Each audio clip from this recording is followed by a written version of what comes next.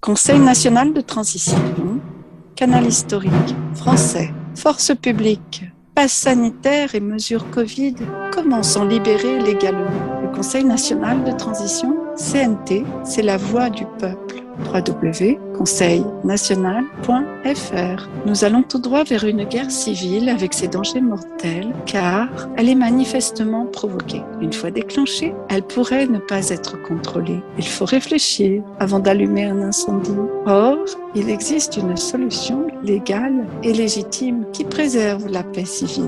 La solution, c'est le Conseil national de transition, CNT, qui permet de rallier les corps constitués, notamment les forces publiques en toute légalité et légitimité, d'installer un nouveau mode de gouvernance transitoire légitime, de mettre en œuvre le programme de transition déjà validé par une émanation du peuple, de permettre aux Français, au bout de 2 à 3 ans de transition, d'écrire eux-mêmes une nouvelle constitution pour un changement complet de système. Le Conseil national de transition, CNT, qu'est-ce que c'est? Ce n'est ni un parti politique, ni une religion, ni une secte, ni une milice. Le CNT est composé de simples citoyens et totalement indépendants. C'est un organe de droit international public qui permet à un peuple oppressé de se libérer. Donc, suite à la disparition de la Constitution depuis au moins 2008, la France est soumise à une oppression notoire par les occupants,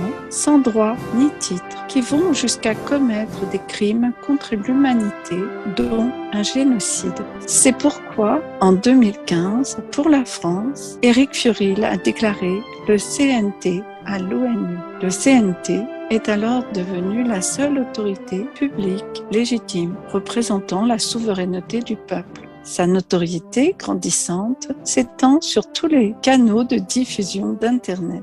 Le Conseil national de transition, CNT, une fois installé, est la solution qui va permettre de restaurer l'état de droit, de redéfinir les bases de la société française en créant un nouveau vivre ensemble dans l'intérêt du bien commun, et ce, dès demain en France. Il permet au peuple de prendre enfin en main sa souveraineté, pacifiquement, indépendamment de tous les professionnels de la politique politicienne, et de retrouver une vie pleine, heureuse et abondante dans l'unité. Toute autre forme de prise de pouvoir serait qualifiée de coup d'État par l'ONU.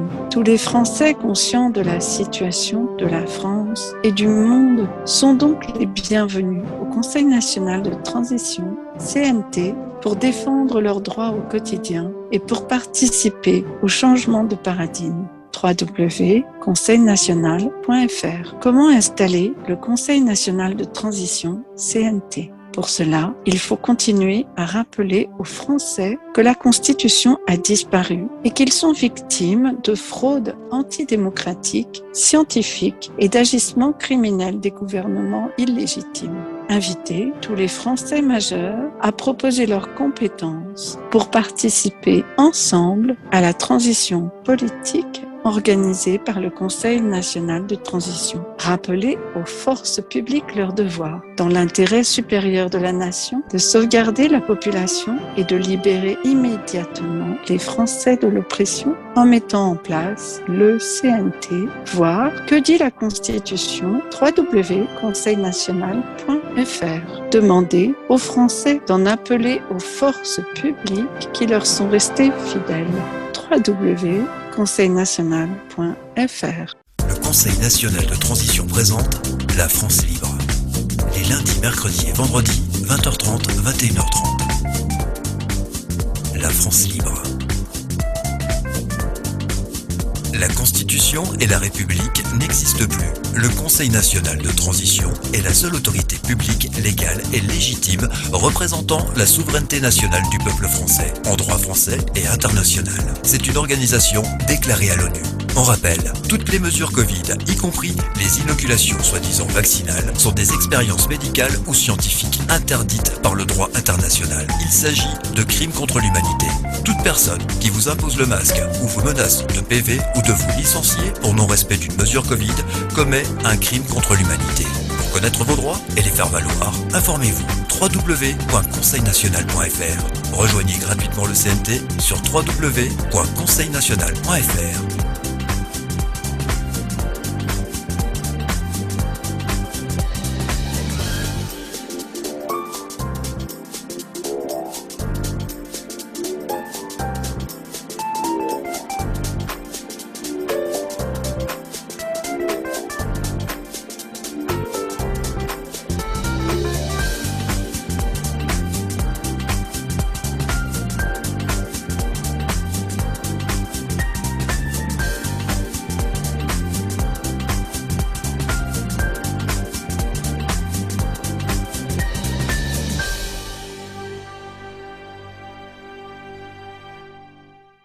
Le moment exquis, oui, le moment de vous accueillir. Nous sommes le Conseil national de transition et nous sommes heureux de vous accueillir dans la France libre. L'information tout de suite avec Philippe et Bruno, bonsoir.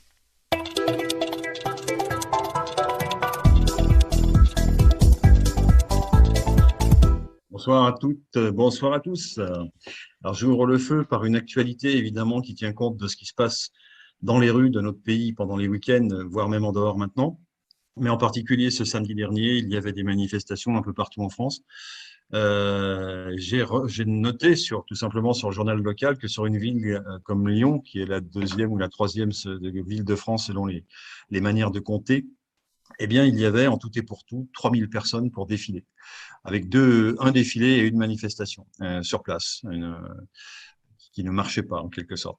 Donc voilà, donc il y a eu sur ces deux événements-là, a priori d'après les comptages donnés par les journaux, je précise, c'est-à-dire la police, eh bien il y aurait eu 3000 personnes, ce qui est peu. J'ai vu quelques images, effectivement, il n'y avait pas une foule immense. Alors évidemment, c'est regrettable. C'est une grande ville, une certaine partie des personnes ont pu prendre des vacances et d'autres pas encore revenus, bien entendu. Et quand je compare à ce qui a pu se passer dans le sud-est, sur une ville comme Toulon, par exemple, où là, nous avons une forte animation, et même sur Nice, je n'ai pas les chiffres, mais je sais qu'ils sont bien plus importants. Donc, il y a une sorte de déséquilibre des forces qui doit pouvoir, qu'il faudra expliquer. J'ai un bras d'explication, c'est que dans le sud-est, évidemment, on a assisté à des choses de nature très, très sympathique, puisque un certain nombre de policiers et de gendarmes ont tout simplement fraternisé avec la population. Ça s'est très bien passé. Il n'y a pas eu de violence, il y a eu zéro violence. Donc voilà, donc ça se passe très bien. Donc il y a beaucoup de gens et la police gendarmerie tient compte que les Français les Français de cette région-là en tout cas, sont des pacifistes et avancent uniquement pour faire valoir des droits ou des envies. Voilà, d'une part. Et d'autre part, on a sur une ville comme Lyon une situation un petit peu inverse. C'est-à-dire que c'est pas la première fois que sur Lyon, il y a des violences qui sont commises sur la foule. Et je peux comprendre que certaines personnes qui ne sont pas habituées à des défilés, qui n'avaient pas l'habitude jusqu'à maintenant de se retrouver dans des défilés, dans des manifestations, soient tout simplement rebutées à l'idée de se faire soit blesser, soit courir après, soit mettre au poste, en garde à vue, que sais-je encore. Donc voilà le contexte, mais ça ne veut pas dire que l'exaspération n'est pas pleine et entière, aussi bien à Lyon qu'à Brest, qu'à Strasbourg ou ailleurs. Ville que par ailleurs je ne connais pas. Alors il faudra se tourner vers les chiffres. Pour l'instant, on est moins gourmand de ça. On est plus dans l'action. On cherche, comme toujours, à essayer à renseigner les manifestants pour leur donner des informations via le CNT, évidemment, pour leur donner des informations sur les raisons pour lesquelles ils sont amenés à défiler. Bien entendu, il y a le pass, on va l'appeler comme ça. Il y a également tout ce qui concerne les obligations PISCO, on va les appeler comme ça, qui ne sont pour l'instant valables que pour les gens qui sont dans les métiers du soin, les soignants donc, mais qui peuvent dans peu de temps devenir obligatoires pour tout le monde. Il faut quand même en avoir la certitude. Donc voilà, donc tout ça, c'est des choses importantes. Ce que je voulais dire, c'est ça, c'est qu'il y a beaucoup de gens partout en France, que l'exaspération monte, qu'il y aura probablement d'autres raisons d'être exaspéré, voire de sortir des gonds, que le peuple français est particulièrement patient. C'est une analyse, c'est pas de l'actualité, je m'en excuse, mais je préfère redire les choses positives, et que nous sommes évidemment d'une totale vigilance et surtout d'une totale mobilisation pour des personnes qui, comme nous, avons pour vocation initiale d'informer, de réinformer, et de produire du texte de loi, puisque nous ne travaillons, je le dis pour la énième fois, qu'à travers le droit et la paix, bien entendu. ce que je peux dire. Voilà, je veux céder la parole à Bruno, qui en a pour un petit moment, je crois. Il a des déclarations à faire, à moins que Sylvain veuille intervenir préalablement, je ne sais pas. Non, non, c'est à Bruno, vas-y. Bonsoir Très bien. Bruno. Bonsoir Sylvain, merci Philippe, bonsoir à tous. Alors, commençons par revenir sur quelques idées reçues. On entend un peu partout beaucoup d'incohérences et d'accusations infondées. Le CNT ne reconnaît pas la République, absolument pas. Depuis la violation de la Constitution en 2008 par Nicolas Sarkozy et son fameux traité de Lisbonne imposé au peuple qui avait dit non à 54,7% lors du référendum de 2005. La Déclaration des droits de l'homme fait bien partie du bloc constitutionnel à égalité totale avec la Constitution. C'est donc elle seule qui représente maintenant la loi suprême. À partir du moment où la Constitution a été violée, elle est donc caduque, selon l'article 16 de la Constitution, selon l'article 16 de la Déclaration des droits de l'homme, qui donc est maintenant la Constitution. À partir de là, tous les gouvernements, toutes les lois et tous les traités et les multiples violations des libertés qui ont eu lieu depuis sont illégitimes. Et les membres des administrations actuelles ne représentent donc plus personne. Ça, c'est très important à comprendre et à savoir. Et il suffit à tout un chacun d'aller vérifier sur Internet ce que je viens de vous dire, notamment sur tout ce qui concerne en fait le bloc constitutionnel et la hiérarchie des normes. Donc, une fois dit tout ça, je pense que chacun se fera sa propre opinion sur ce qu'il faut faire. Maintenant, je vais vous lire un texte. Bruno, excuse-moi, oui. Bruno, juste une précision. Tu as pu dire que l'article 16 de la DDHC est la Constitution, si j'ai bien entendu. Hein. Or, ça fait partie de la Constitution, mais ça n'est pas tout seul la Constitution. Hein, on est bien d'accord. Non, bien sûr, mais à partir du moment où la Constitution est considérée comme caduque et qu'elle a disparu, il reste quoi ? Eh bien, il reste la Déclaration des droits de l'homme. Absolument. Qui, pour l'instant, est la Constitution unique. Ah, c'est ce que tu voulais dire, d'accord. C'est ça que je veux dire. Je veux dire qu'en fait, la France, pour l'instant, n'a plus de Constitution, sauf la Déclaration des droits de l'homme depuis 2008. Je vais vous informer de quelque chose que j'ai lu, que j'ai trouvé extraordinaire, qui est un texte qui a été écrit par un certain Florent sur le site Divulgation. Alors, qu'il nous excuse parce que j'ai été obligé de supprimer certains passages qui étaient un peu trop longs, et aussi parce qu'on a dû changer des mots pour pouvoir jouer à cache-cache avec notre chère censure de YouTube. Donc, on a changé certains mots que vous comprendrez parfaitement. Alors, je commence. Je ne pense pas être la seule personne à l'avoir remarqué.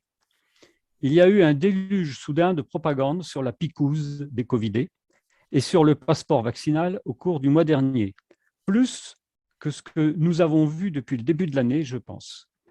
Je parle de la France et des États-Unis en particulier, mais il est important de souligner qu'aux États-Unis, l'oligarchie réclame toujours désespérément un taux de picouse beaucoup plus élevé. Dans des pays comme l'Europe, le Royaume-Uni et l'Australie, les taux de picouse sont plus élevés et les gouvernements sont passés à la phase de passeport vaccinal de leur programme. Certaines personnes peuvent être déconcertées par le fait que la plupart des pays s'engagent dans la voie des mandats et des restrictions en matière de picouse. Comment est-il possible que presque tous les gouvernements de la planète soient d'accord sur le totalitarisme médical ?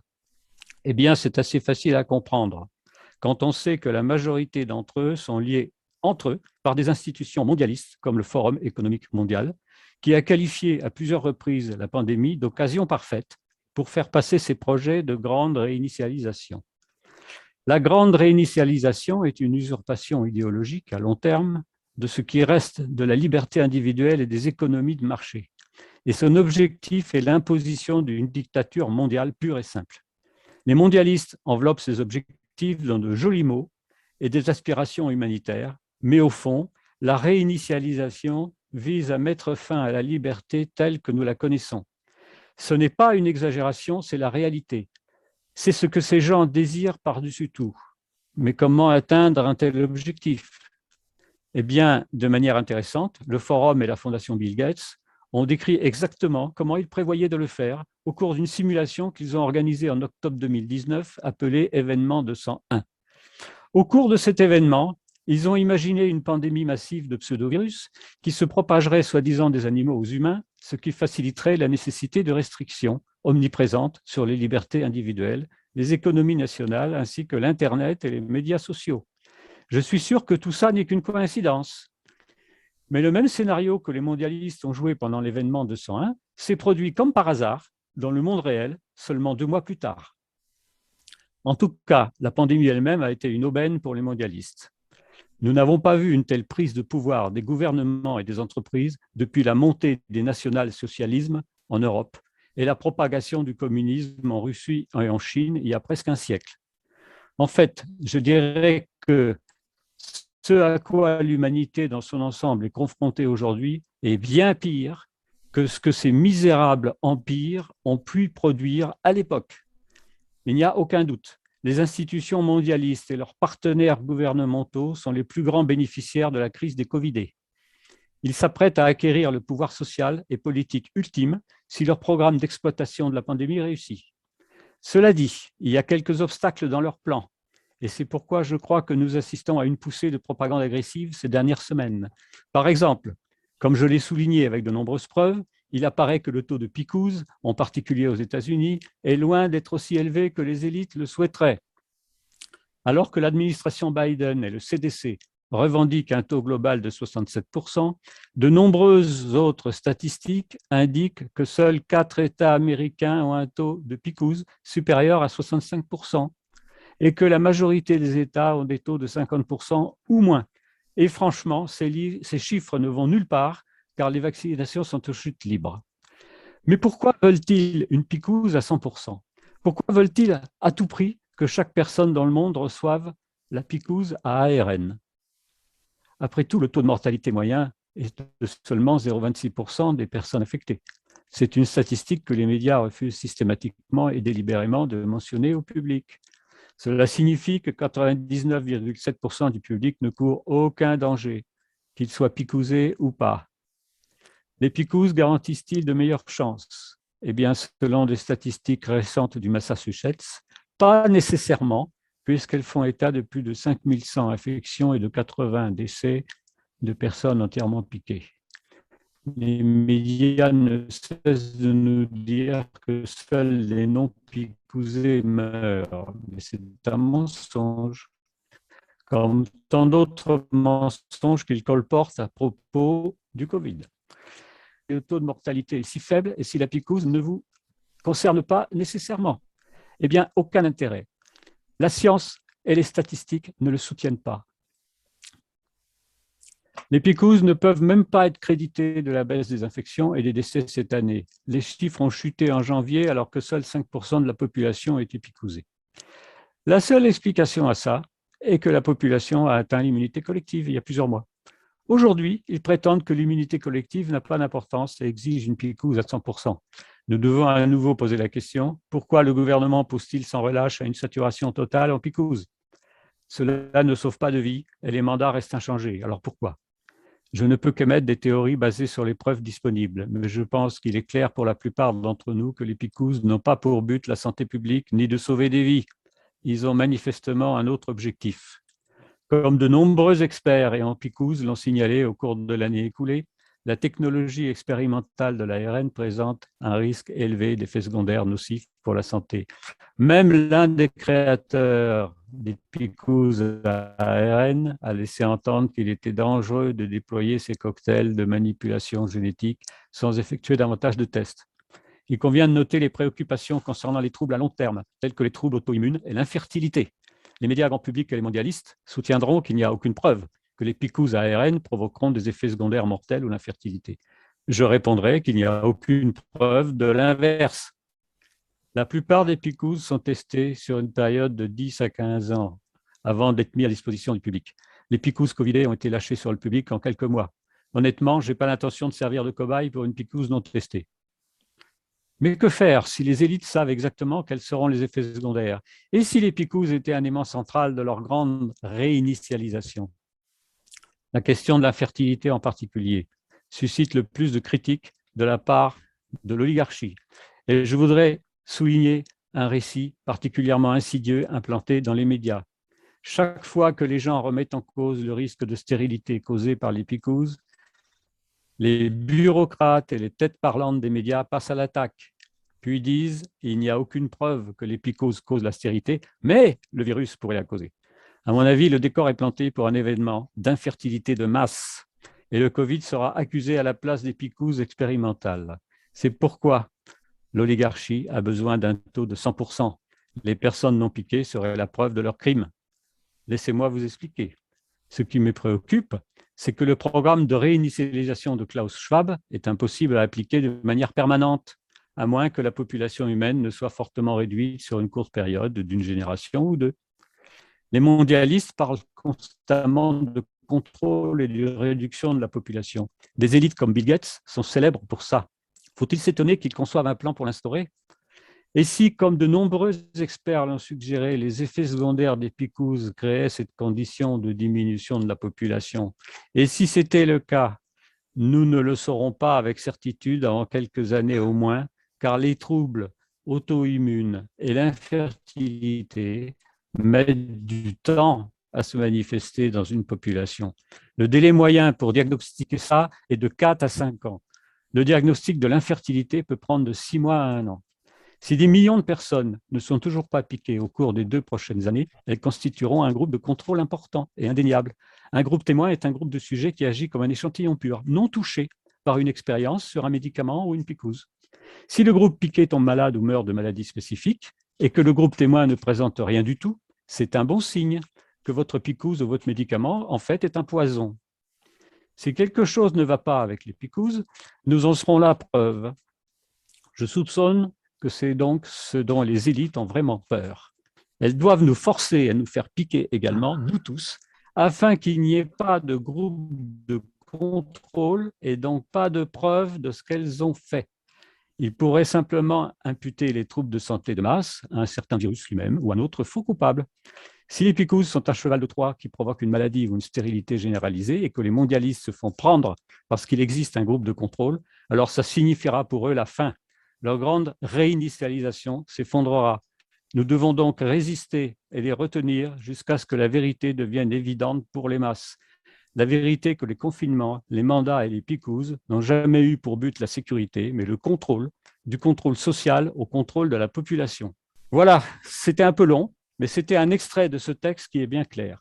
Donc le rôle principal actuel du CNT, c'est l'information du peuple, l'information des décideurs et l'information des forces armées. Et ensuite, c'est son programme, construit depuis 6 ans et maintenant complet, qui sera mis à disposition de tout le peuple français. Voilà ce que je voulais dire. J'étais un petit peu long, mais je pense que ça valait le coup d'être lu. C'est parfait. Je vous repasse la parole. C'est parfait. Merci Bruno. Je vais vous proposer de l'actualité en images et puis après, on pourra développer le sujet de ce soir. Je suis un peu surpris de ce que j'entends, c'est-à-dire que Emmanuel Macron est le président de la République française. Or, cette République a une devise, qui est d'ailleurs inscrite dans la Constitution, liberté, égalité, fraternité. Donc 3 mots, 3 piliers, dont normalement le président de la République est censé être le garant. Or, avec le pass sanitaire, ces 3 piliers sont foulés aux pieds. Premier pilier, la liberté, avec des mesures liberticides. Laissez aller au bout de la démonstration, voilà, et puis vous aurez le loisir de contester. Quand vous devez, pour prendre votre café, montrer à, par exemple, un patron de restaurant ou à un vigile privé des informations à caractère médical, simplement pour pouvoir prendre votre café, c'est quand même une atteinte grave aux libertés publiques. Et surtout, moi, ce qui m'inquiète, c'est la logique de l'engrenage. On sait où ça commence, on ne sait pas où ça s'arrête. Qui nous dit que cette logique dangereuse pour les libertés ne va pas se banaliser, ne va pas être reprise et étendue à d'autres domaines. Vous savez, c'est la phrase du grand philosophe allemand Walter Benjamin qui nous dit en 1940, aujourd'hui, l'état d'exception est devenu la norme. C'est-à-dire que voilà, l'état d'exception se banalise. Donc ça, c'est la première chose. Parce qu'on est dans un état Deuxièmement, j'ai l'impression qu'on est à la veille. Je termine. Deuxièmement, l'égalité est le principe d'égalité aussi foulé aux pieds, puisque on crée deux catégories de citoyens avec une discrimination pour les non vaccinés qui vont devenir des parias. Et enfin, troisièmement, la fraternité est aussi détruite, puisqu'on crée une société de la méfiance, de la surveillance généralisée. La logique de l'engrenage, c'est ce que l'on vient d'entendre, et c'est le sujet également que l'on a traité il y a quelques jours. Oui, mais la question qu'on peut se poser, c'est jusqu'où peuvent-ils aller avec cette logique? Effectivement, eh bien c'est le sujet que l'on va développer dans un instant. Tous les vendredis soirs à 20h30, le Conseil national de transition présente La France libre.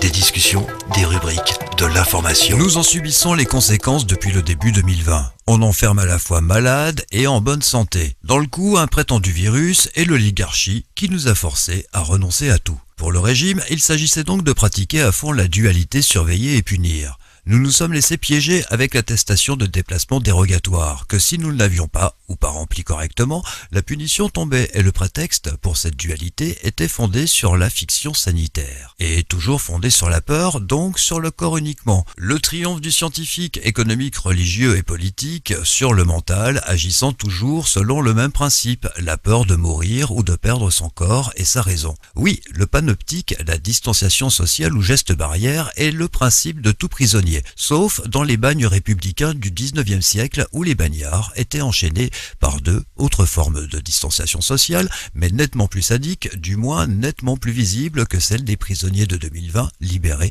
pendant le confinement. Oui, nous sommes tous en liberté surveillée, et c'est enfoncer une porte ouverte que de dire cela, puisque, en triomphant, à partir de l'époque de la Renaissance, la liberté de penser signait son arrêt de mort, car, dans un État, il est évidemment impossible pour son gouvernement de gouverner en reconnaissant à chacun le droit de ne pas être d'accord. Donc, l'État profond, ou les sociétés secrètes, exercent occultement tous les registres des saisies ou appétits économiques des individus et des groupes, et en même temps exercent le pouvoir métaphysique qui avait été abandonné par la royauté officielle sous l'Ancien Régime, l'État visible, dit démocratie, n'a pu tenir qu'en identifiant dans les consciences, avec un jeu subtil et sournois d'institutions dites légales et de systèmes éducatifs et médiatiques, le politique avec l'économique. Le sujet de ce 16 août, jusqu'où peuvent-ils aller? Alors Sylvain, le sujet de ce soir, pour moi, c'est un clin d'œil, parce que le professeur Perron a écrit 2 livres avec pour titre « Y a-t-il une erreur qu'ils n'ont pas commise ?»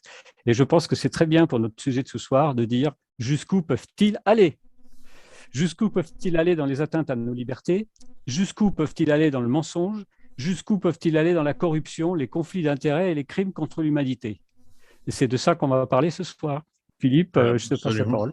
Ah, c'est le moment de... Oui, absolument. Avant de se poser la question « Jusqu'où peuvent-ils aller ?» qui est une vraie question dans laquelle nous sommes impliqués, et il y a une autre question avant qui est « Jusqu'où veulent-ils aller ?» Et la réponse par rapport à tout ce qu'on vient d'établir, de montrer ce soir et à d'autres occasions, bien entendu, cette réponse est la suivante. À mon avis, c'est faire du Covid-19 un assassin d'État au service de nos gardiens. C'est-à-dire, je m'explique, tout est de la faute du Covid-19. Si vous mourrez sur le coin de la rue d'une crise cardiaque, c'est le Covid-19. Si ça ne se passe pas bien, c'est que vous n'avez pas mis votre masque, c'est la faute du Covid-19. Si vous ne faites pas la piqûre et que vous mourrez, c'est parce que le Covid-19 vous a tué. Donc, on est dans une sorte d'assassin ennemi public numéro 1 qui devient de fait, pour des eugénistes, c'est-à-dire des personnes qui ont décidé de limiter le nombre d'êtres humains sur cette planète, il devient une sorte d'auxiliaire naturel, ou pas naturel, je ne sais pas, d'auxiliaire de meurtre, tout simplement, pour faire en sorte qu'il y ait moins de monde sur cette planète. Bon, voilà, c'est un assassin, et qui est au service de nos gardiens. Voilà ce qu'ils veulent, peut-être. En tout cas, c'est comme ça que les choses se présentent à nos yeux, faire, hein, c'est-à-dire l'eugénisme, je rappelle ce que c'est, hein, c'est la volonté de limiter le nombre de personnes sur cette planète, alors soit au travers d'une limitation de la fécondité, soit au travers d'un assassinat, à ce moment-là ça s'appelle des guerres. Est-ce qu'une guerre est un eugénisme? C'est une forme d'eugénisme en quelque sorte, hein, puisque par exemple, pour ne parler que de celle de 1918, qui a fait 5 millions de morts sur le terrain. On a fait 20 millions, 5 millions, oui, on a fait 20 millions de plus lorsque la grippe espagnole fut venue. Et cette grippe espagnole, elle a été éradiquée, comment dirais-je, elle a été poursuivie, elle a été suivie par des médicaments qui s'appelaient des vaccins, qui s'appelaient des picouzes. Et donc, à partir de là, à partir de ces picouzes, elles étaient censées guérir les personnes qui, justement, étaient atteintes de cette grippe espagnole, qui nous venait, figurez-vous, non pas d'Espagne, mais des États-Unis d'Amérique, où les jeunes troufions étaient picousés, justement, avant de partir au combat en Europe. Et on s'est aperçu que de 5 millions de morts sur le terrain de la guerre, on s'est retrouvé avec 20 millions de plus de morts sur le terrain médical. Alors tout ça, c'est pas très vu en arrière. Nos grands-parents ont connu ces périodes-là. Ils les ont vécues comme une sorte de prolongement du fléau. Certains y ont vu quelque chose de l'ordre du divin, une sorte de punition du divin pour avoir transgressé toutes les règles religieuses, etc., de l'homme, faites par l'homme. Après, on y voit tous les signes qu'on veut, mais en attendant, signe ou pas signe, il est bien évident qu'il fallait justifier. Alors bien sûr qu'il y avait un niveau d'hygiène qui n'était pas le même qu'aujourd'hui. Les soldats sortaient effectivement des boyaux, ce qu'on appelait les boyaux, c'est-à-dire les tranchées, dans lesquelles les conditions d'hygiène étaient déplorables, mais ils mouraient rarement du typhus, ils mouraient surtout d'empoisonnement par le plomb, c'est-à-dire avec une balle de fusil allemand de préférence. Donc voilà, il y a eu tout ce comportement-là. Donc l'hygiène, effectivement, était un des paramètres qui a fait que on pouvait justifier à cette époque le fait que la pandémie se répande à une telle vitesse. Mais il y a un paramètre qu'on n'a pas pris du tout en compte à l'époque, c'est que, imaginons, soyons assez fous pour imaginer qu'il y ait tout simplement dans la picouse quelque chose qui soit de l'ordre de la maladie et non pas de la guérison, qui soit plus proche de l'ordre de la mort que de l'ordre du vivant. Imaginons ça. Et si on imagine ça, ça c'est marrant, ça prend une figure, parce qu'on estime qu'il y a à peu près 20 millions de personnes qui ont été picousées, dont à peu près autant de morts. Il faudrait reprendre les chiffres, mais je crois que c'est cet ordre de grandeur. Donc, il y a quelque chose d'énorme, dans ce traitement de cette pandémie réelle de l'époque, qui a vraiment été meurtrière, alors que nous sommes confrontés aujourd'hui à une pandémie qui fait peu de morts, mais qu'on accuse de tout. En fait, c'est une sorte de bouc émissaire, cette pandémie d'aujourd'hui, Covid-19, ou bien est-ce que c'est la préparation à quelque chose d'autre? Est-ce que l'objectif, ça n'aurait pas été justement de nous proposer des solutions picousables qui elles-mêmes allaient modifier quelque chose au sein du corps humain? Et pourquoi pas? Est-ce que c'est être conspirationniste de réfléchir dans ce sens-là? Et lorsqu'on se penche avec un certain nombre de spécialistes biologistes et autres spécialistes médicaux sur le cas de ce qu'il y a dans la fiole, on va l'appeler comme ça, eh bien, à ce moment-là, on se rend compte qu'il y a des petites choses qui ne sont pas tout à fait correctes pour la santé humaine. Il y a des choses qui sont véritablement pas bien du tout même. On ne veut pas revenir sur les listes des produits en question parce que ça, on ne veut pas refaire, comment dirais-je, à chaque fois une sorte d'intervention sur le domaine médical qui n'est pas forcément notre spécialité, mais on a quand même la faiblesse de s'appuyer sur des témoignages de gens tout à fait sérieux et qui délivrent en la matière des informations complètement recevables. Voilà. Donc voilà, on n'est pas dans des querelles de spécialistes, pas du tout. Il y a des gens qui disent blanc et d'autres qui disent noir. Il y a forcément un menteur. Quel sera le roi Salomon qui viendra à un moment donné nous dire cet homme ment ou cet homme dit la vérité?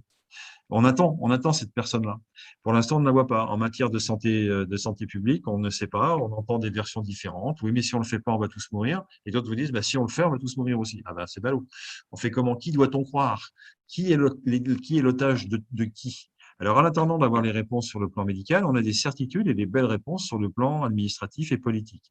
C'est-à-dire que la coercition bat son plein.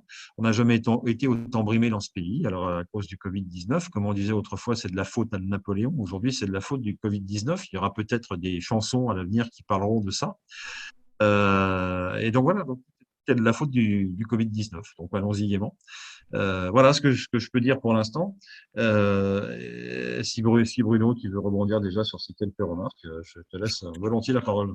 Jusqu'où peuvent-ils aller? Moi, c'est la question que je me pose, c'est que ne va-t-on pas vers un crédit social à la chinoise, tout simplement? Un contrôle numérique des individus, un crédit social à la chinoise. D'accord, donc là tu réponds à la question. Je vais rebondir sur ce que tu dis. Ouais. Les deux sont liés en fait parce qu'en fait, il y a cette notion de surpopulation de la planète. Bon. Beaucoup de gens sont d'accord pour dire 10 milliards de personnes sur Terre dans 20-30 ans, c'est trop. Alors déjà, en supposant que ça soit vrai, il y a différentes façons de réduire la population. Il y a des façons honnêtes. Il faut savoir que dans tout pays qui s'enrichit, dans tous les pays où la population est devenue de plus en plus aisée au niveau de ses revenus, automatiquement, la fécondité a diminué. Pourquoi? Parce que dans les pays pauvres, on fait beaucoup d'enfants parce qu'on sait qu'il y en a un certain nombre qui vont mourir et puis ça permet d'avoir des gens qui, dans les familles, qui amènent de l'argent à la famille. Bon. C'est pour ça qu'en Afrique, actuellement encore, on a encore un taux de fertilité énorme. C'est ce qu'on avait en Europe il y a 200, 300 ans. On avait des familles où il y avait 7 à 10 enfants. Seulement, comme il y en avait les 3/4 qui mouraient à la naissance, c'est un peu logique. Et actuellement, il faut se rendre compte que dans la plupart des pays développés, la population a commencé naturellement à diminuer. Tout simplement parce que la durée de vie augmente et parce que les gens font de moins en moins d'enfants. C'est la même chose en Chine. Hein. En Chine, où on avait instauré la politique de l'enfant unique, eh bien, il a fallu la stopper parce que la population chinoise commençait à diminuer.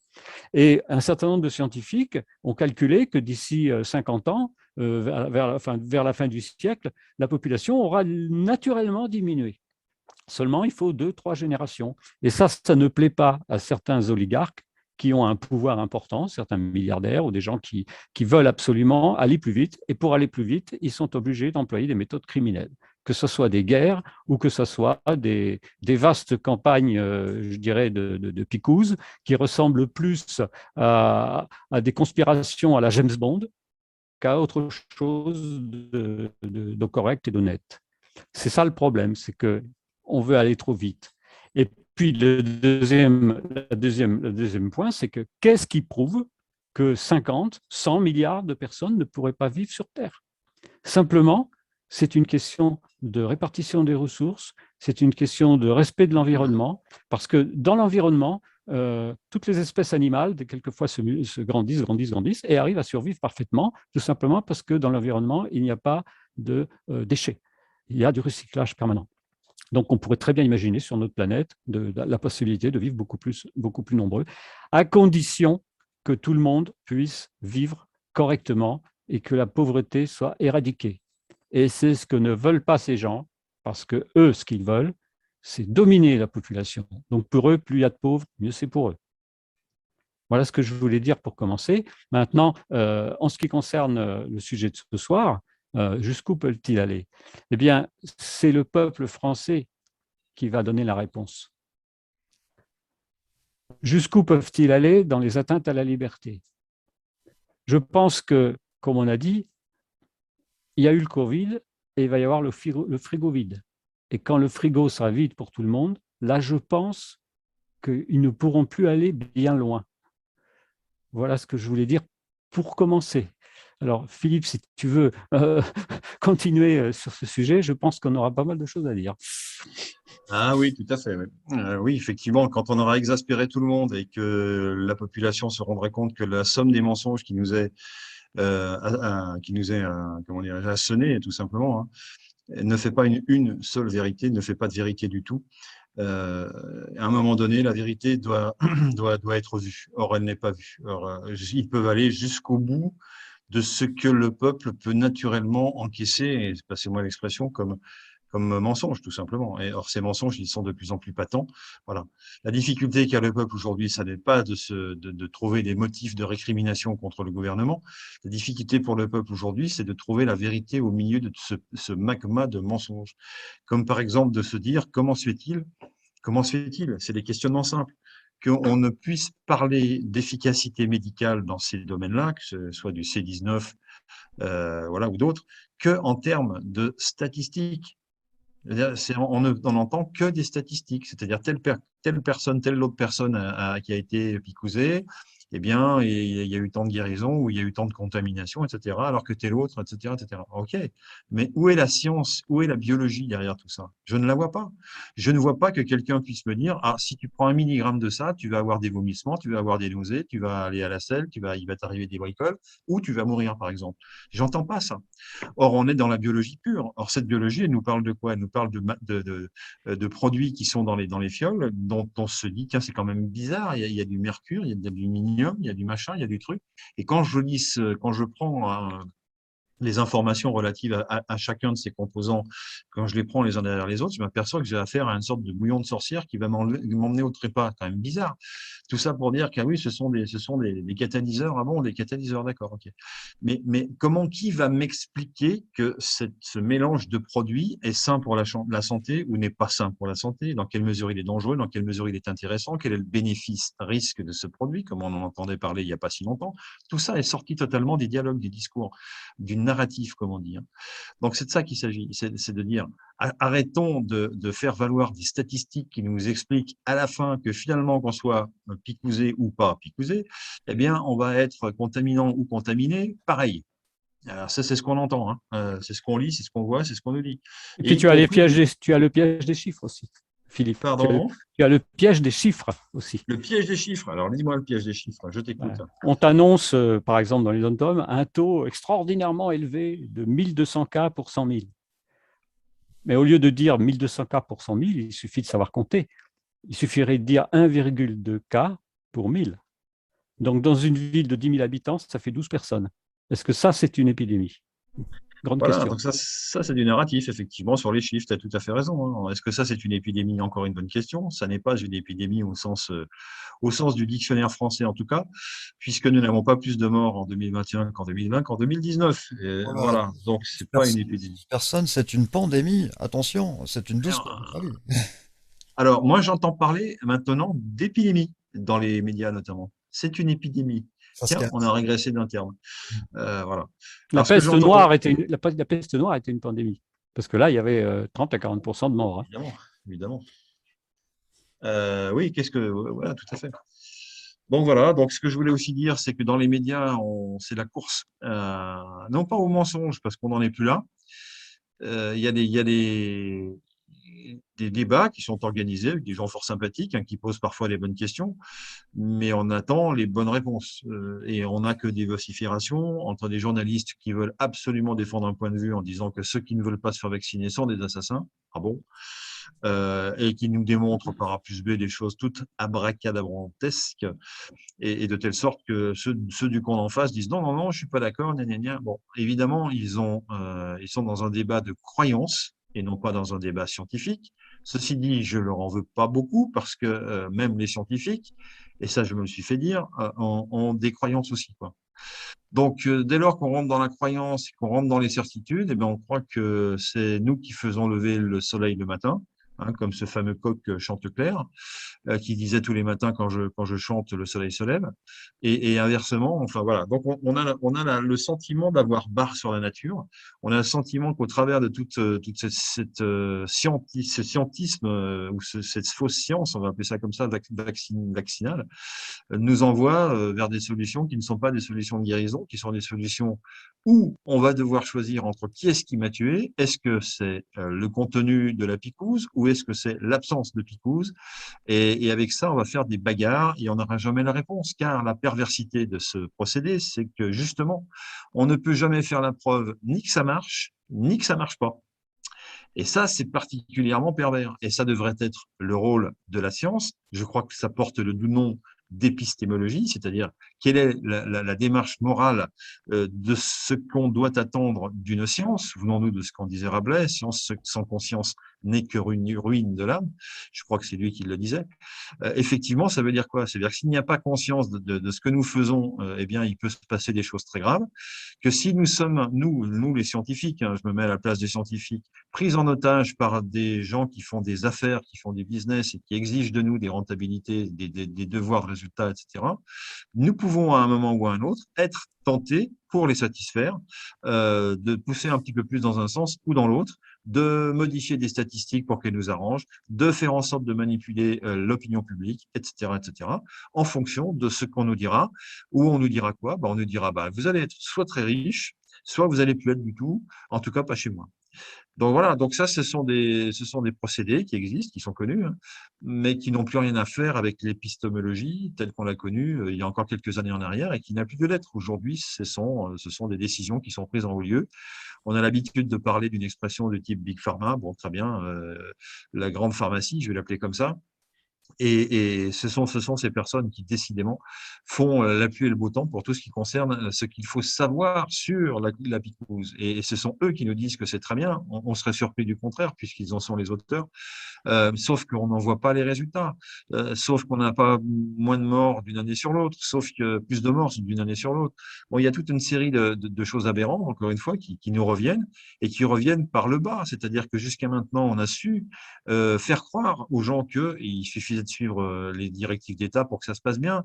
Or, ils ont suivi tout ce qu'il y avait à suivre et ça se passe pas bien du tout. C'est-à-dire qu'aujourd'hui, c'est le pass sanitaire, demain la piqûre obligatoire. Il y a toute une série de corps de métier qui se dressent vent debout pour être piqués. Alors, ils n'osent pas dire qu'ils ne veulent pas être piqués parce qu'ils pensent sincèrement que ce qu'il y a dans la couspi, c'est pas bien. Parce que s'ils disent ça, ça veut dire qu'ils sont complices de ce qu'on les oblige de faire à leurs propres clients, à leurs propres patients. Et ça, c'est moralement pas défendable. Donc, ils disent simplement, je fais valoir mon droit à dire non. C'est bien. Ce serait bien, ça serait encore mieux de dire pourquoi vous voulez dire non. Ça serait effectivement quelque chose de plus révélateur. Mais pour l'instant, les soignants qui sont sur le terrain, ils n'osent pas encore mettre, enfin, en tout cas pas tous, mettre en avant le fait que tout cela est dangereux. On est dans un jeu extrêmement dangereux. Est-ce un jeu d'ailleurs? Ça n'est plus un jeu. On est de plus en plus confronté à la nécessité de faire. Voilà jusqu'où ils vont aujourd'hui. Et jusqu'où peuvent-ils aller jusqu'à demain? Je pense que Sylvain a donné une partie de la réponse, c'est-à-dire qu'ils vont aller jusqu'où nous allons les laisser aller. Voilà, donc c'est à eux en haut, de faire la part des choses. Je suppose qu'ils ont déjà établi un certain nombre de voyants. S'ils apparaissent, ils agiront de cette façon-là. Si d'autres voyants s'éclairent, ils agiront d'une autre façon. On leur fait confiance.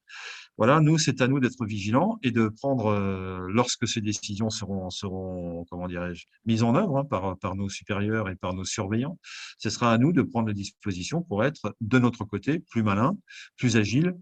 Dès lors qu'on est plus sachant, comme c'est le cas de plus en plus, et plus savant, comme c'est le cas de plus en plus, et notamment grâce à des antennes comme les nôtres, à des chaînes comme les nôtres, dès lors que la population sera prévenue, elle saura comment réagir, elle se fera aider par des gens sachants. On peut citer des noms, hein. On a le professeur Fourtillon qui fait un travail extraordinaire de réinformation sur le Covid en particulier, mais surtout sur l'analyse non seulement médicale, mais sur l'analyse politique. Il est le premier à dire que tout ça n'est pas le fruit d'une erreur, mais le fruit d'un plan et d'un calcul. Bien sûr que nous partageons cet avis-là. Il le paye cher puisqu'il a été régulièrement embastillé et qu'encore aujourd'hui, il prend des risques. Bravo à lui, c'est quelqu'un d'extraordinaire, c'est-à-dire qu'il n'a pas peur, tout simplement. Et je crois que c'est un peu le mot de l'histoire. C'est-à-dire qu'ils iront jusqu'à ce que nous ayons plus peur. Hein, on se souvient de certains films qui nous disent quand on atteint le bout de la peur, on n'a plus peur et là, on devient véritablement invincible. Et on se retourne contre un agresseur et on le met à bas. Voilà ce que je peux dire sur l'endroit où ils veulent nous amener, en tout cas nous coincer, nous obliger à aller. Et pour justement ne pas avoir peur, nous préférerons, en tout cas dans leur plan, nous préférerions nous laisser guider là où ils veulent nous emmener plutôt que d'avoir peur, plutôt que de prendre nos responsabilités, plutôt que de se comporter comme des êtres libres, car c'est de ça qu'il s'agit. Donc voilà, ce sont des points plus qu'importants. Il y est en jeu les valeurs humaines, c'est-à-dire la vérité qui est une chose importante, la logique qui est une chose très importante, la droiture. Bon voilà, il y a un certain nombre de valeurs qui sont concomitantes, consubstantielles à l'humanité et dont il est question, à l'heure où on se parle, de les supprimer parce que justement l'humanité telle que nous l'imaginons dans les semaines et les mois qui viennent, peut-être les années, eh bien, n'aura plus besoin de ces valeurs, tout simplement. C'est de ça qu'on nous dit. Mais débarrassez-vous de tout ça. Ça va plus servir à rien du tout. Ce qui est important, c'est que vous puissiez accéder à un certain nombre de facilités, que vous puissiez vivre tranquillement, que vous ayez votre Game Boy, que vous ayez la possibilité de voyager, etc. Et puis, le reste, ne vous en inquiétez pas. On gère tout ça pour vous. Ah oui, il y aura effectivement de la perte en ligne parce que le virus, il est costaud quand même, hein. Donc, il va y avoir des gens qui vont peut-être nous quitter prématurément, ça c'est sûr. Mais c'est le prix à payer pour continuer la race. Voilà le dialogue dans lequel on veut nous enfermer. Voilà la narration vers laquelle on veut vers laquelle on veut nous emmener. Donc tout ça est dangereux pour la suite, est dangereux pour le présent. Et il y a possibilité de dire non, mais évidemment, il va falloir que ce soit un non collectif. J'entends des non collectifs un peu partout. Il va falloir effectivement réveiller les consciences. Il va falloir faire en sorte de passer des messages à ceux qui nous surveillent, qui ne soient pas des messages de simple complaisance sur le ton je n'ai pas envie de me faire piquer. C'est pas suffisant comme argument. Je suis désolé, ça suffit pas. Ça va pas en tout cas suffire pour les faire reculer.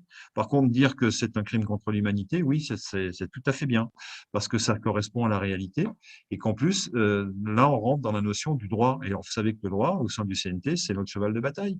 Et qu'est-ce qu'il dit le droit dans le cas de crime contre l'humanité? Il dit que c'est un crime qui est puni de la prison à perpétuité. Et là, je peux vous assurer que dès lors que vous sortez des banderoles qui disent ça, d'abord, les gens qui vont les porter vont devoir savoir pourquoi il s'agit de crimes contre l'humanité, ça me paraît la moindre des choses. Et deuxièmement, ceux qui écoutent ce que nous avons à dire dans la rue, eh bien, ceux-là vont comprendre le message. Et là, ça va tout de suite se calmer. Voilà, et il y a d'autres choses à dire, mais je ne vais pas leur donner de détails ici, mais voilà ce qui se passera. Voilà jusqu'où ils iront si nous ne mettons pas tout simplement des pierres. Vous savez, le long du chemin, on pose un caillou. Voilà, on a posé un caillou, il faut le poser le caillou. C'est tout ce qu'il y a à faire, c'est essentiel. C'est pas forcément quelque chose de très spectaculaire, mais ça suffit bien souvent pour arrêter un processus. Donc, il s'agit d'arrêter un processus qui est en train de nous étrangler. Et donc, jusqu'où aller trop loin, comme on dit familièrement, jusqu'où peuvent-ils aller trop loin? Ils peuvent aller trop loin, c'est sûr. Ils sont déjà allés très, très loin. Et il est question aujourd'hui de faire en sorte qu'ils s'arrêtent d'aller, quoi. Il faut faire en sorte que ce soit nos plans à nous, ce soit nos envies à nous qui reprennent le dessus. Au sein du CNT, on a non seulement la possibilité d'expliquer pourquoi ça ne va pas, d'expliquer le monde dans lequel nous vivons au niveau politique, d'expliquer, comme on l'a déjà dit ici ce soir, pourquoi il n'y a plus de constitution, pourquoi il n'y a plus de république. Tout ça est explicable, est expliqué, et ça n'est en aucun cas du conspirationnisme. D'autres intellectuels ou pas intellectuels nous rejoignent avec des arguments similaires. Donc voilà, donc il y a des choses tout à fait palpables qui n'ont rien à voir avec du conspirationnisme et qui font que c'est à nous de reprendre la main. Et il faut que nous reprenions cette main. Et quand nous aurons repris cette main, les choses iront mieux, évidemment. Donc voilà, donc il faut absolument se reprendre les outils donc juridiques en l'occurrence, pour avancer et montrer à ces surveillants généraux, que sont ceux qui veulent se faire passer pour des dirigeants, eh bien leur montrer que nous n'allons pas nous laisser avoir, non pas parce que nous sommes des Gaulois réfractaires, comme on veut quelquefois nous le dire ou nous le faire croire.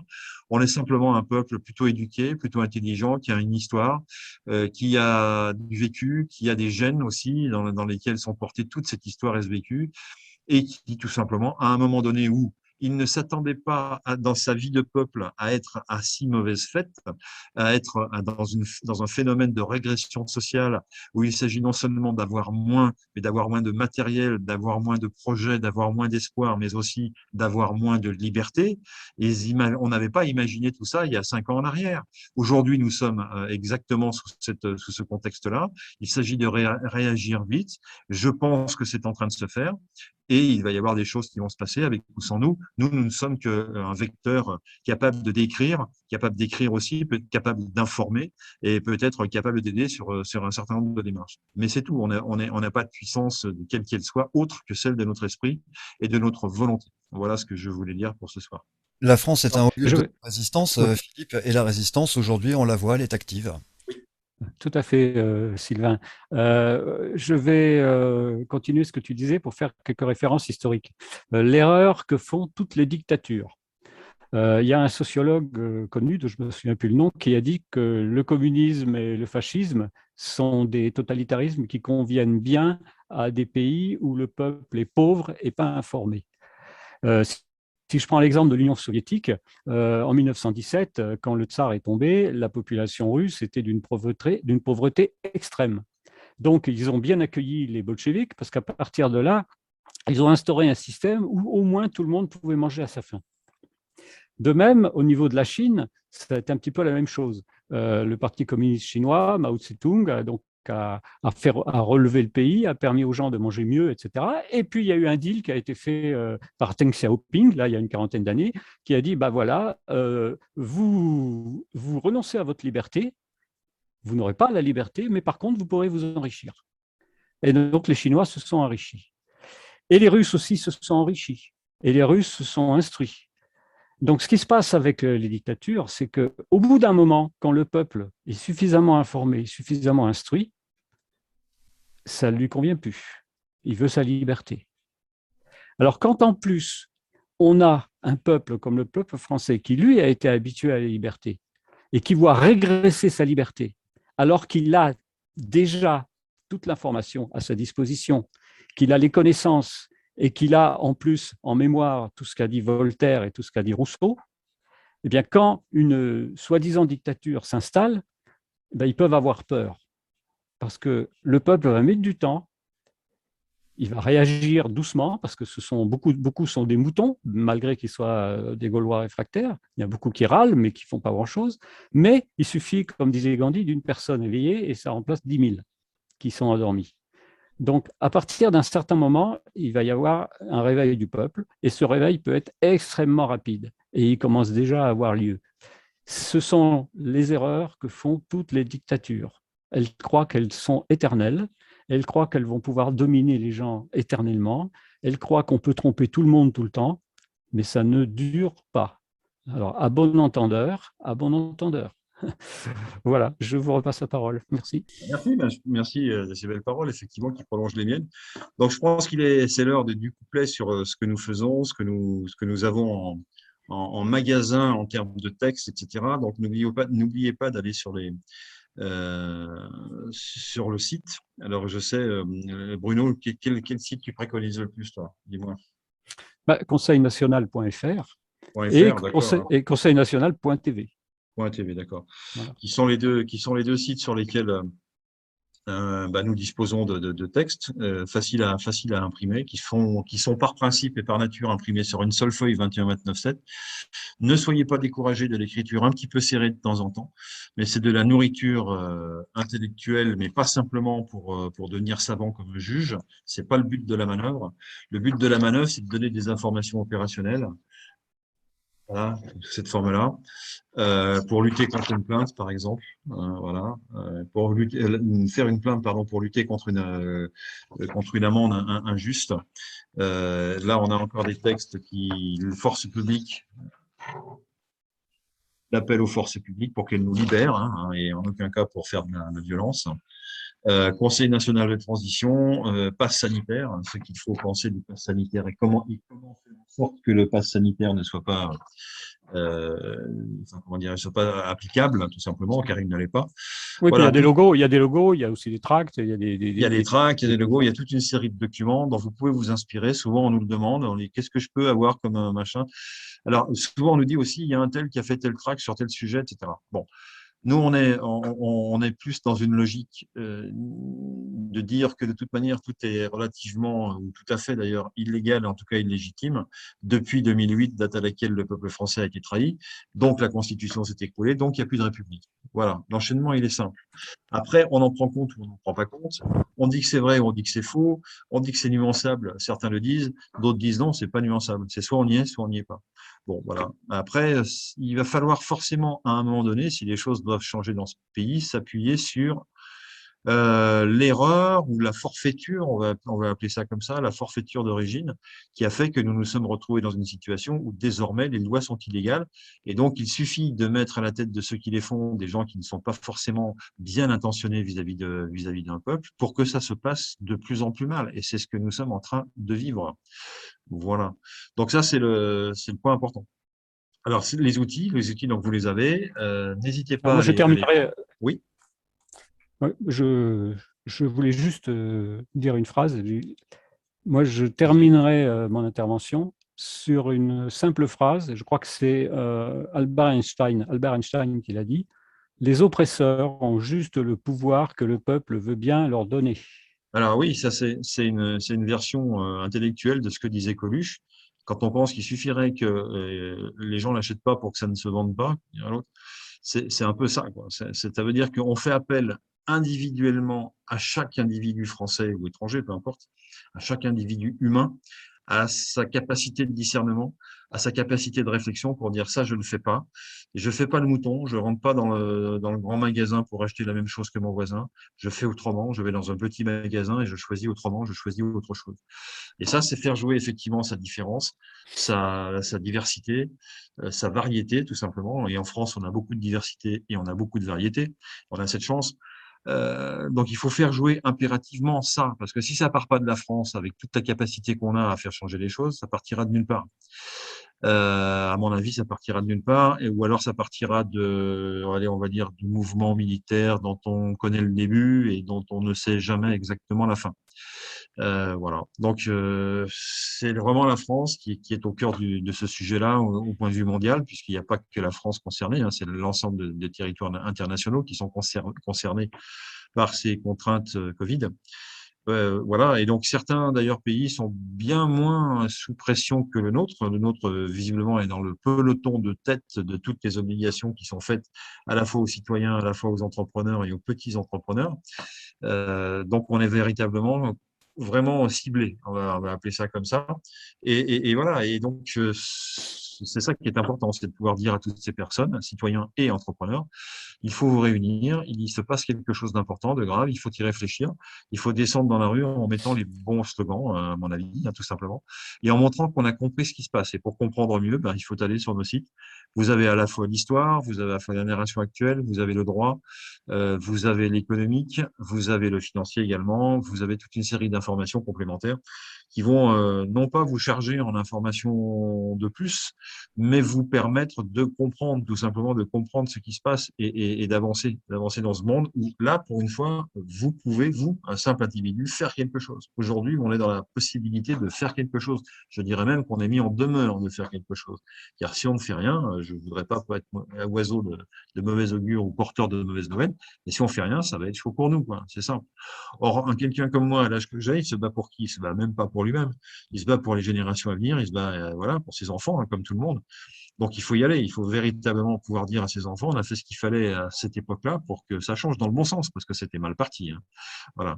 Donc, c'est ça qu'il faut se dire, avec beaucoup de joie, voilà, d'envie d'être des humains, de rester des humains, de se dire qu'il y a dans plein de pays au monde des choses merveilleuses à voir, et qu'en particulier dans un pays comme la France, il y a des choses extraordinairement diverses et merveilleuses, et qu'il faut en profiter. Ne boudons pas notre bonheur d'habiter ce pays, visitons-le, rencontrons des voisins, des amis, des proches, allons les voir, réouvrons notre cœur et nos portes à celles et ceux qui sont nos voisins, tout simplement, à qui on avait jusqu'ici l'habitude de fermer la porte au nez en disant bah, c'est l'enfer, c'est l'autre, hein, si je reprends les termes de monsieur Sartre.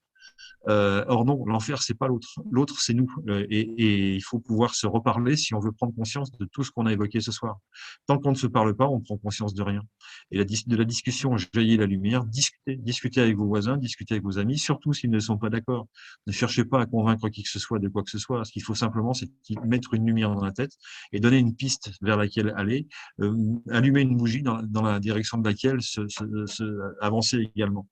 Donc voilà, c'est ça qu'il faut faire aujourd'hui. Le combat, il est là, il est au quotidien, il est voilà, de se dire il y a d'autres solutions, qu'il faut faire autrement, que jusqu'où aller trop loin, jusqu'où vont-ils aller, ben, ils iront pas jusqu'à nous attraper nos âmes, hein, ça c'est sûr. On va les garder pour nous, sauf pour certains qui n'hésitent pas à la vendre au diable, c'est leur problème. Donc voilà, nous on n'en est pas là, et la grande majorité des personnes n'en est pas là, mais la problématique que nous avons, c'est que tout le monde n'est pas forcément conscient des choses. Donc encore une fois, se rendre conscient des choses, c'est plus qu'important. Et pour ça, allez sur le site, allez sur conseilnational.fr. Merci à vous. Nous avons les marches vers la liberté qui sont des marches qu'on propose de faire pour aller demander aux forces de l'ordre de nous libérer de cette situation. Absolument. Elles tiennent la clé, c'est les forces de l'ordre qui tiennent la clé, on l'a toujours dit, on le redit. Elles ont l'œil rivé sur le niveau d'exaspération des Français, il ne faut pas se leurrer là-dessus, hein, c'est leur job. Et je ne sais pas, on verra bien ce qui se passe. Et notre devoir, c'est d'agir en conscience, en étant conscient qu'on n'a pas la force physique avec nous, c'est clair, même si on a le nombre, et ce nombre doit à un moment donné être l'élément déclencheur qui va faire que. Voilà. Donc, et ce qui serait idéal véritablement, c'est que de plus en plus de gens de ce nombre soient non seulement prêts à défendre leurs intérêts, à défendre le fait de la liberté de se faire picouser ou pas, mais surtout que ces gens soient informés. C'est plus qu'important, il faut qu'ils soient informés. Plus important aujourd'hui qu'hier. Pourquoi? Parce qu'hier, c'était pas possible de s'informer, tout simplement. Et aujourd'hui, c'est possible au travers de Internet. Internet sur lequel vous allez trouver un certain nombre de diffuseurs d'informations ou de réinformations. Informez-vous, réinformez-vous. Si vous avez été dans un premier bain je dirais, de médias mainstream, il s'agit là de vous laver de ça et d'aller sur d'autres sources, vous abreuvez à d'autres sources d'informations. Bien entendu, on le dit souvent, sur Internet, on trouve tout et n'importe quoi, mais on va surtout vers le tout et pas le n'importe quoi. Et si vous avez des questions, si vous posez des questions sur ce qui est vrai, ce qui est faux, etc., parlez à des voisins, des amis, allez sur nos sites, vous verrez qu'il n'y a pas de sectarisme et qu'on est nous-mêmes des rediffuseurs d'informations que nous avons essayé pas essayé, que nous avons choisi, filtré, et qui sont pertinentes et qui parlent au cœur de chacun. Je pense que c'est important de se dire ça j'y crois ou ça j'y crois moyen ou ça j'y crois pas du tout. Donc à un moment donné, par exemple à l'issue de tous les mensonges que nous profèrent depuis un certain nombre d'années nos surveillants, eh bien on n'y croit plus, tout simplement on n'y croit plus. Donc on n'y croit plus, on fait sans eux, on va se passer d'eux puisque les politiciens ils ont foiré, excusez-moi l'expression, mais ils ont voulu nous représenter, ils ne nous représentent plus. Ils ont voulu faire ce qu'on leur demandait, ils font exactement le contraire. Donc il n'y a plus de crédibilité. Ils nous demandent de voter, on n'a plus envie d'aller voter pour qui que ce soit et surtout pas pour eux. Bon voilà, donc dans ce monde en déliquescence, il est question de refaire sens à un moment donné. Il est question de refaire autrement. Ça, c'est le deuxième volet du CNT. C'est premièrement informer pour pouvoir agir. Deuxièmement, proposer une action qui est absolument originale, qui est novatrice et qui nous fait changer tout simplement de paradigme. Tout ça, vous le retrouverez sur conseilnational.fr. Merci Philippe, merci Bruno. La lumière est proche, c'est la tendance qui me fait dire ça. Merci de nous suivre. Excellente soirée. Prochain rendez-vous avec le Conseil national de transition, ce sera mercredi à 20h30. Conseil national de transition, canal historique, français, force publique, passe sanitaire et mesures Covid, comment s'en libérer légalement? Le Conseil national de transition, CNT, c'est la voix du peuple. www.conseilnational.fr. Nous allons tout droit vers une guerre civile avec ses dangers mortels, car elle est manifestement provoquée. Une fois déclenchée, elle pourrait ne pas être contrôlée. Il faut réfléchir avant d'allumer un incendie. Or, il existe une solution légale et légitime qui préserve la paix civile.